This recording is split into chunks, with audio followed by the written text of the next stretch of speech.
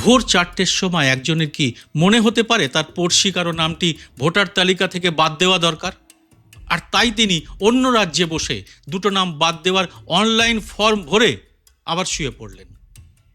আবার একজন মাত্র 36 সেকেন্ডে দুটো এরকম বাদ দেওয়ার ফর্ম ফিল আপ করে ফেললেন।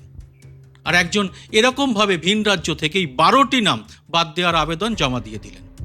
আর এদের এই ফর্মের ভিত্তিতে কর্ণাটকের আলান্দ কেন্দ্রের কম করে 6018 জন ভোটারের নাম বাদ চলে গেল ভোটার তালিকা থেকে। হাইড্রোজেন বোমা নয়, এরকম আরও একটি অ্যাটেম বোমাই বৃহস্পতিবার ফাটালেন বিরোধী দলনেতা রাহুল গান্ধী। তার প্রথম অ্যাটেম বোমাটি ছিল কর্ণাটকের বেঙ্গালুরু সেন্ট্রাল লোকসভা কেন্দ্রের মহাদেবপুরা বিধানসভা কেন্দ্রের 1 লক্ষেরও বেশি ভোটারের নাম যুক্ত করা নিয়ে। আর এবারের সাংবাদিক সম্মেলনে তিনি তথ্য হাজির করলেন কর্ণাটকের আলান্দ বিধানসভা কেন্দ্রের ভোটারদের নাম কেটে দেওয়া নিয়ে। রাহুলের দাবি, তার এই তথ্য থেকে প্রমাণিত হচ্ছে ভোট চুরি করা হচ্ছে একেবারে কেন্দ্রীয়ভাবে এবং এর পেছনে রয়েছে বড় রিসোর্স। মুখ্য নির্বাচনী কমিশনার জ্ঞানেশ কুমার এই ভোট চোরদের রক্ষা করছেন বলে রাহুল এদিন দাবি করেছেন।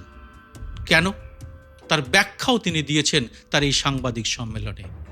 আর অনলাইনে এবং সশরীরে হাজির করেছেন সেই সব মানুষদের দুজনকে যারা বলছেন তারা কারো নামই বাদ দেওয়ার ফর্ম ভরেননি, অথচ তাদের নামই লেখা রয়েছে ওই বাদ দেওয়ার আবেদনপত্রে। তাহলে কারা ভরল এইসব আবেদনপত্র?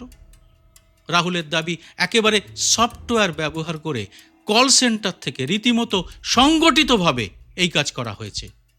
আর এই প্যাটার্ন ফলো করা হয়েছে হরিয়ানা, মহারাষ্ট্র, উত্তরপ্রদেশ, সর্বত্র।